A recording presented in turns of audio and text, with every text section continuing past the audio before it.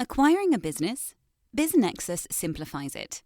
Access thousands of updated opportunities in our DIY marketplace or supercharge team sourcing with OmniSource, your all-in-one platform for on-market, off-market, and coming-soon deals. Scale smarter today. Learn more or book a demo at www.biznexus.com.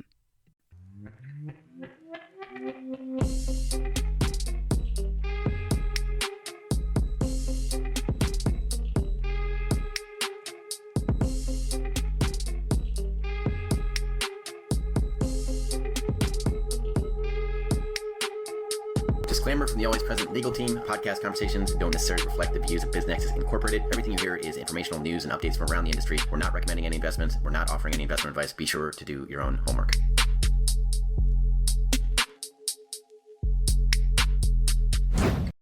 All right, so let's dive into this M&A landscape report we have. Yeah. Specifically for the, that $2 to $50 million range businesses. Right. That lower middle market. Yeah. We've got this report. The new M&A landscape, proprietary deal flow and platform acquisitions in the lower middle market. Yeah. And it's really, really interesting, especially with the Fed cutting interest rates. Yeah. For the first time in 4 years. First time in a while. It seems like there's some opportunity. For sure. For buyers and sellers. What are your initial thoughts on that? Yeah, well, it's pretty fascinating because you're seeing these huge mega deals kind of fall apart and make headlines for that. But this lower middle market is actually showing a lot of resilience. And private equity firms and lenders are definitely getting more and more interested in this segment. Okay, that's good. That's encouraging. Yeah. Because we hear all this doom and gloom all the time. Yeah. So it seems like that lower middle market is really the place to be. Yeah, I think so. If you're thinking about buying or selling a business, one thing this report talked about a lot was this concept of proprietary deal flow. Yeah. And I thought that sounded kind of...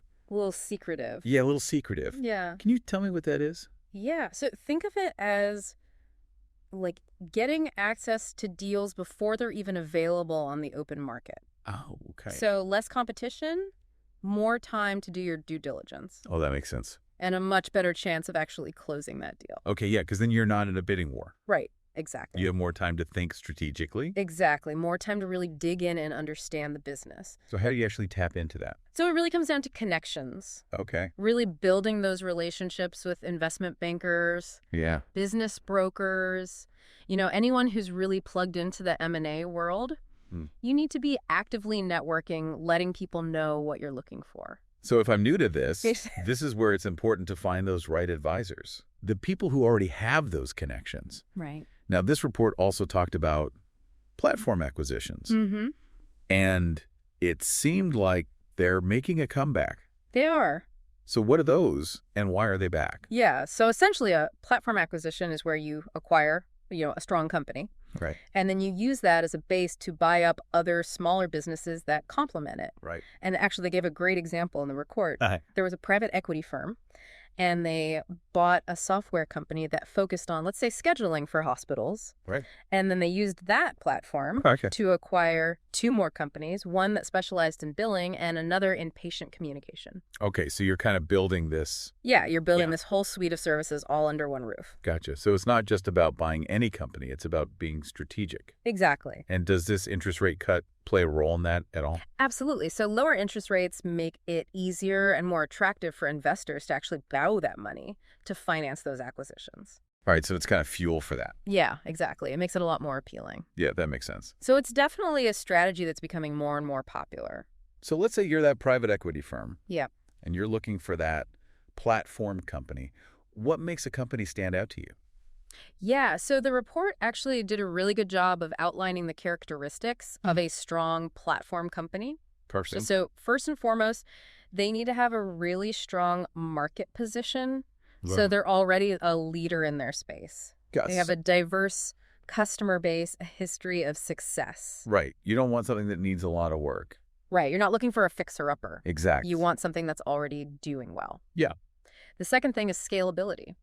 Okay. So they need to have systems and processes in place that can handle significant growth both organically and through acquisitions. So they're not only good at what they do, but they can grow what they do. Exactly. They can do it on a much larger scale. And then another really crucial point is the management team. Okay. Investors want to see a really strong and experienced leadership team in place. Yeah, because you need somebody to drive that ship. You need a skilled captain steering the ship. Especially through these choppy waters. Especially through these choppy waters, exactly. And then finally, they need to have clear growth potential. Okay. So it's not just about their past achievements. It's about where they can go from here. Future looking. Exactly. So they need to have a clear vision for the future, both in terms of organic growth and their potential for more acquisitions.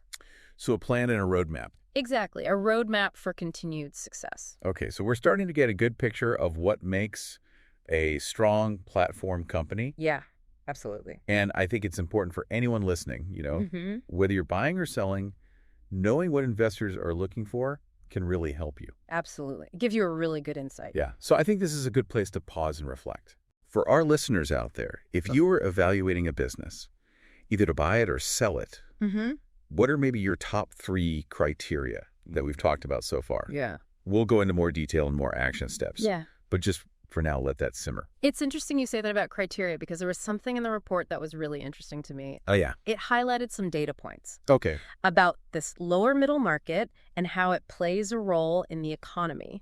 And did you know that businesses in this segment account for roughly 33% of total U.S. employment? Wow, I had no idea it was that high. It's a big chunk. Yeah, that's a big number. Of the workforce. Yeah.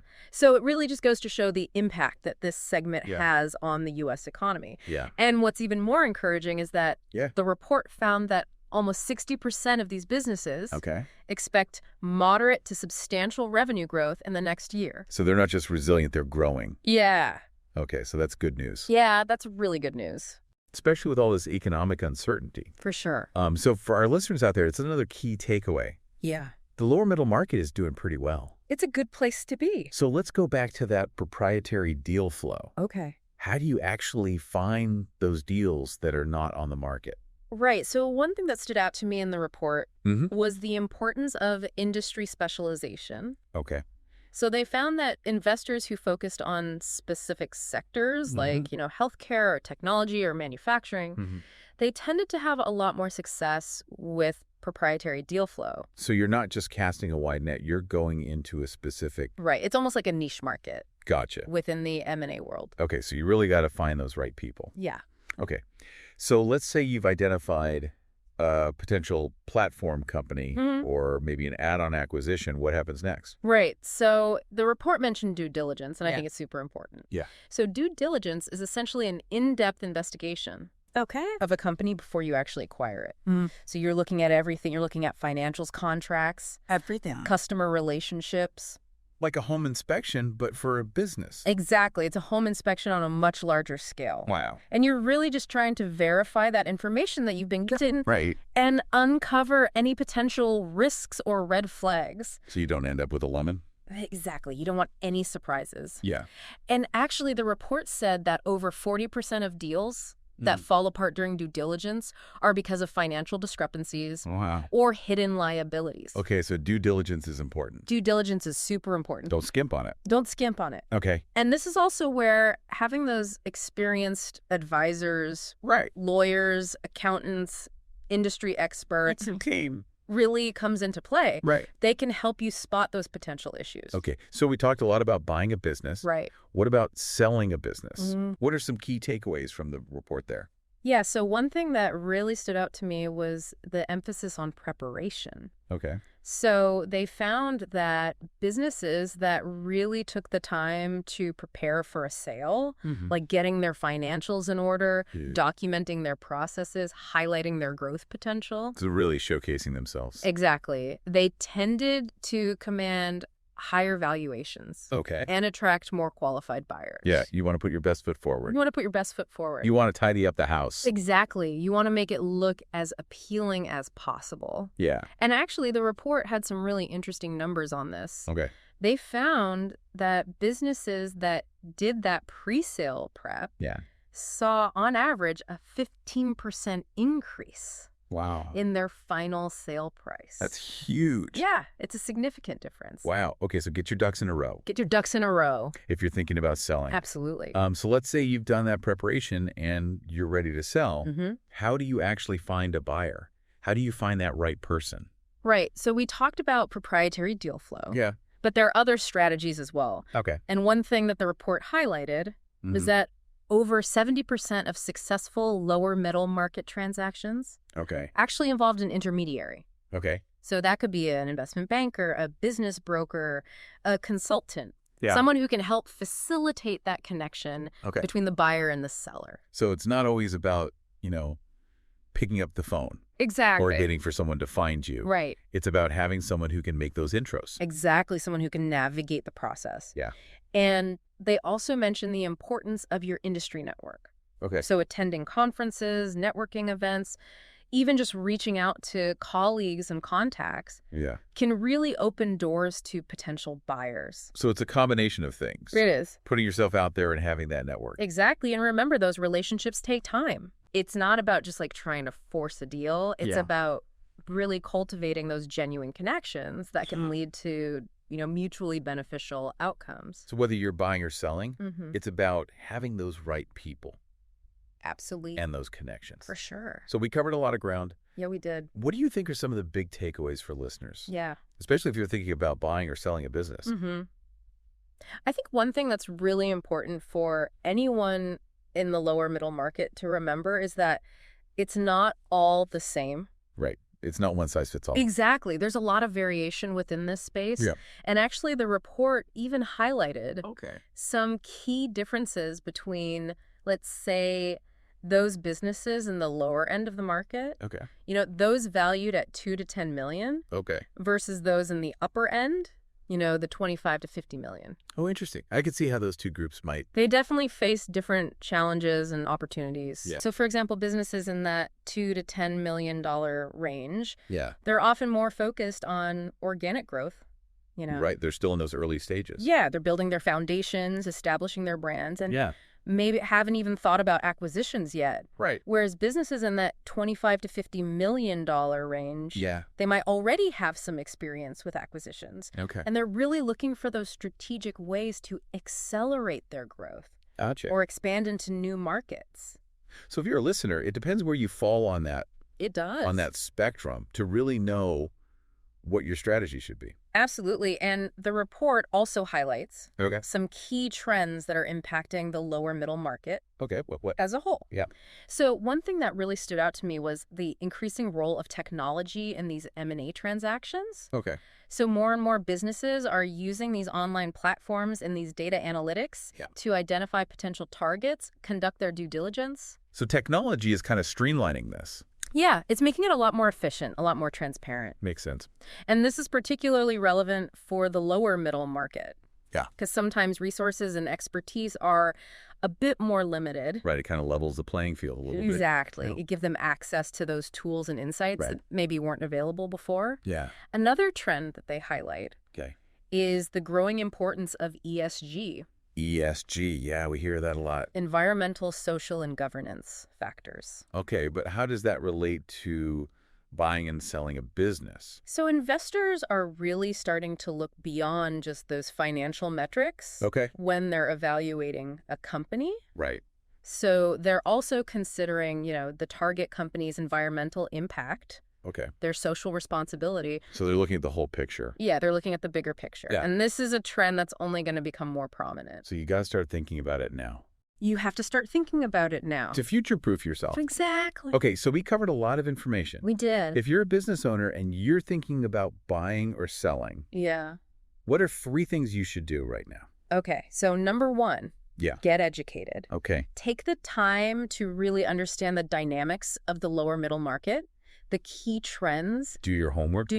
Don't jump in. Understand the valuation drivers, the potential risks and opportunities. Yeah. Number 2, build your network. Okay. Connect with those advisors, investors, industry experts, other business owners. It's all about the people. It's all about the people. Okay. And number 3, be prepared to adapt. Yeah. The M&A market is constantly evolving. It is. So be flexible, stay informed. Right. Be ready to adjust your strategy. Stay agile. Stay agile. This was great. This was so informative. Thank you so much for joining us. It was my pleasure. And for our listeners out there, we hope you learned something today about the world of M&A in the lower middle market. And remember, whether you're buying or selling or even just exploring the possibilities, having the right knowledge and the right team can make all the difference. Absolutely. Until next time, keep learning and keep growing. Thinking of exiting your business or taking on a private equity partner to help you grow faster? BizNexus has you covered. Tap into our network of thousands of best-fit investors, acquirers, and proven M&A advisors, and we'll help you begin the relationship confidentially on your terms, your timeline. Learn more at biznexus.com.